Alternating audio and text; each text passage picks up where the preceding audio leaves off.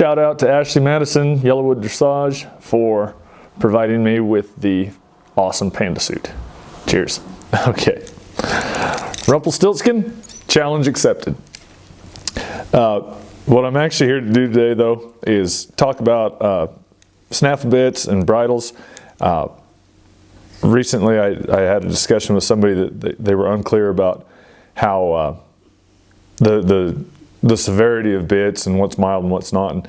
And bits in and of themselves can't be severe or mild. It's all in our hands. But this is a snaffle bit. This is just a regular run-of-the-mill snaffle bit. And this is a spade bit, obviously.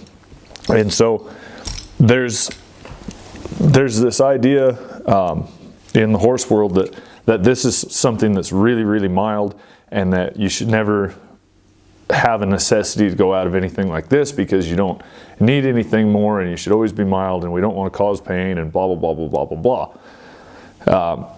But it's just not true. The reason we use a snaffle bit on a young horse is because we don't trust a young horse. With the aid of this, with this very, very simple tool, we can actually cause so much pressure that the horse can't ignore us. And so that's why we use that on a young horse. If they get flighty, if they get scared, I've got so much control with this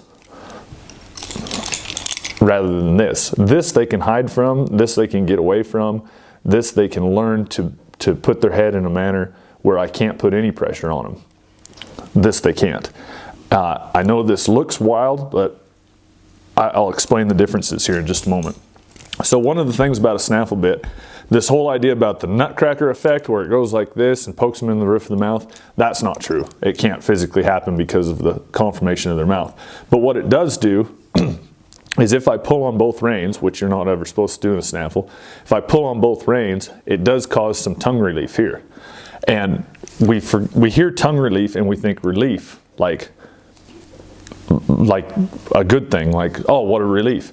But what we're talking about when we say tongue relief is relief like on a topographical map, where it's making a spot here where the tongue will go, and the tongue comes up here, and then the bars of the horse's mouth, which would be right here, are exposed, and the tongue can't cushion the bars of the mouth.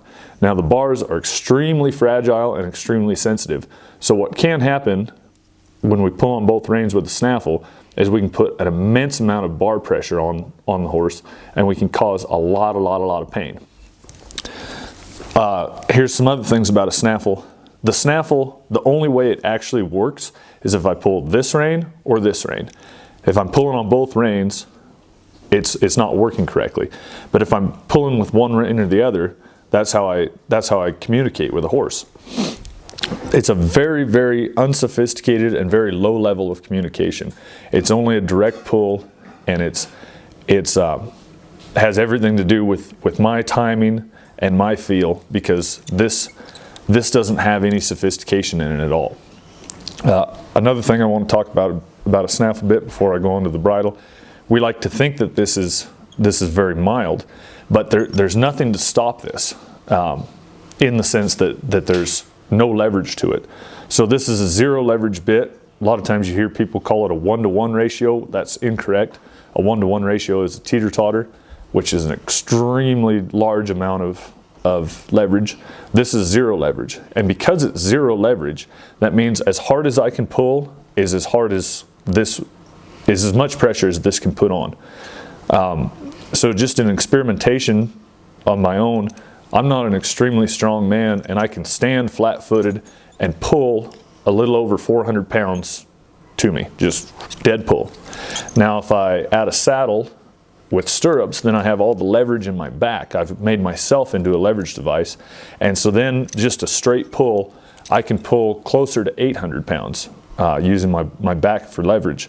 So I can put up to and exceeding 800 pounds of pressure on a horse's mouth with this.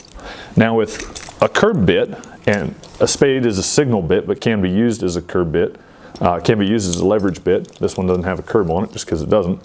But it can be used as a leverage bit. And when the curb is here, once I engage that far enough that the curb touches the chin groove of the horse, then just virtue of the physics within this tool, it makes it to where I can't put any more pressure on the mouth.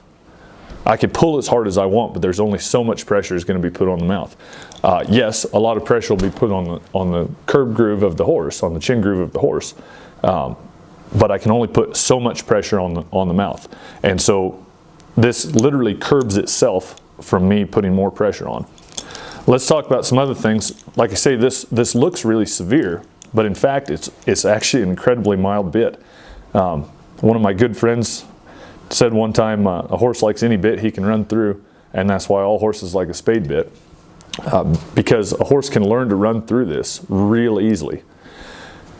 You notice the bar is straight, there's no tongue relief whatsoever, so like my hand, and of course the horse's tongue is wider, but like my hand, the horse's tongue is always able to cushion the bars of the mouth.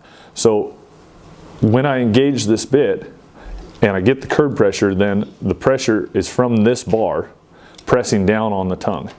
That's the pressure this bit creates. And since the tongue is there to cushion the bars of the mouth, I can't hurt the bars of the mouth near as bad as I can with the snaffle bit. With the snaffle bit, I can bruise and or break the bars of the mouth really quite easily. I heard a guy say one time, it takes a real cruel SOB to break the horse's bars, and that's actually not true. They're really, really fragile. It's real easy to do. Another thing, so this this spade part, the spoon of this bit, that's what scares everybody, and that's what makes it look so severe. But when you look at the conformation of a horse's mouth, this touches the hard palate. This bit is as long as it is, as long as that spoon is, this doesn't come to the first molars, the premolars, we call them the number 6s. That's as deep as their mouth is. This is still about that far from the teeth. So it's really relatively shallow in their mouth. There's some misunderstanding. Some people say this touches the soft palate of the mouth.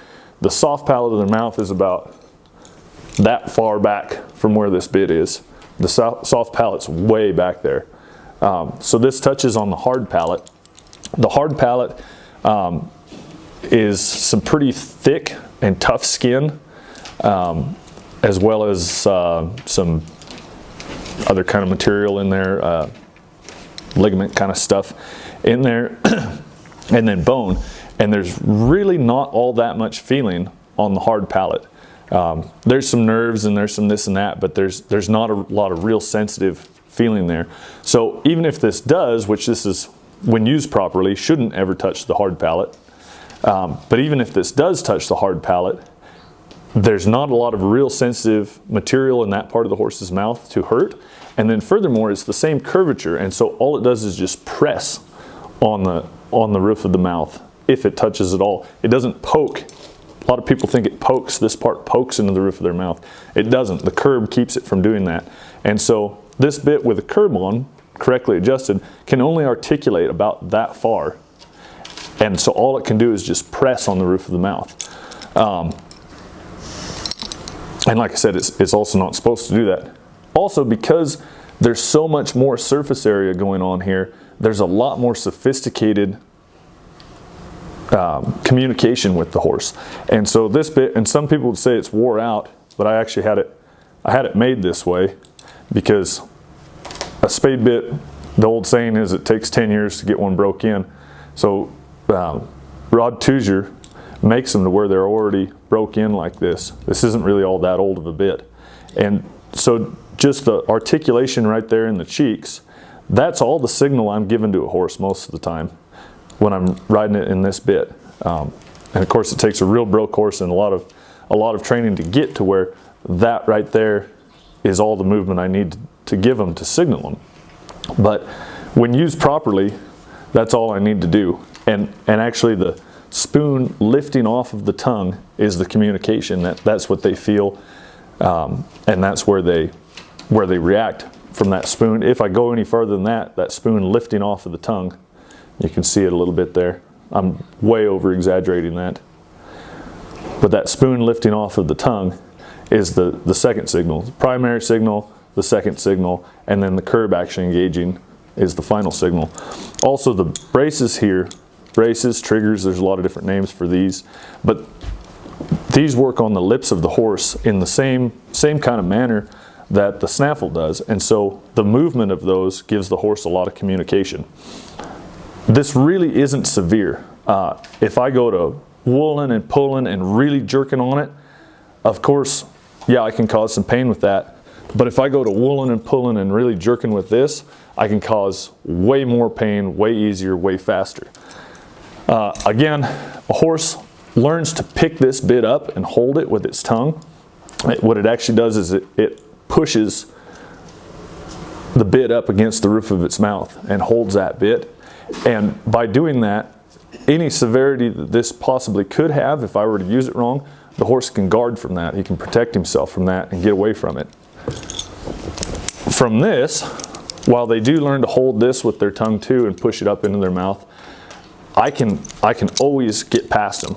They can't protect themselves from this. So by virtue of just the physics, even though this looks really mild, and I think a lot of people have been taught that this is really mild, a Snaffle is actually easier for an untrained hand to cause pain and desperation in a horse's mouth than a Spade is. It takes a while to learn how to use a Spade. It takes a lot of training for a horse to be real sensitive to riding in a Spade. All of that training and all of that time it takes to learn this, that's all for the horse's benefit, to learn how to carry this and in a safe manner to where it's not going to get hurt. Because sure enough, if you go to pulling on this one rein or the other, like you would with this, then you can cause some damage in their mouth. But by the time we're to a bit like this, we've put a ton of training in there to where that horse has learned to protect itself and work off of just the feeling of my body moving around to where I hardly have to engage this. This doesn't do anything unless I pull on it. The only way a Snaffle bit works is if I pull one rein or the other rein. That's the only possible way I can get anything out of this, is by actually physically moving the horse around with it. And then the last comment that I want to address here was the person I was talking to said, why would you even use a big bridle like that when you can do the exact same thing with just a Snaffle? Well, no, you can't. You just can't. Maybe there's some people watching that say, oh, I can get my horse just as broken in Snaffle to where it can do anything your bridle horse can do. I'm sorry, you can't. You just actually can't, because this doesn't have the level of communication. I always have to reach down and manually adjust this and manually put my horse where I want it to be. The amount of communication that this has in it, I can squeeze my hand, and that's all the more signal I have to give. So this is a great tool. I use it every day. Not this particular one, but Snaffles are great tools. I use them every day. Spade bits are great tools. I would like to be able to use them every day, but I don't have that many horses that are that broke. But don't fool yourself into thinking that you're being lighter or softer or kinder to your horse by using a Snaffle. There's nothing wrong with using a Snaffle. There's nothing wrong with riding a horse its entire life and nothing but a Snaffle. But just don't fool yourself into thinking you're holier than thou because you only use a Snaffle because it's mild, because that's just not the case. So thanks for coming out, and make all the jokes you want about the panda suit. Thank you so much to the Patreon crew. You guys are the reason we were able to do this and do the extra things and really do all the YouTube videos too. We wouldn't be able to make it work without you guys. So thank you so much. And any of the rest of you, you can jump on and watch any of these extra kind of things that we do on Patreon and see what's going on there. So check that out if you can.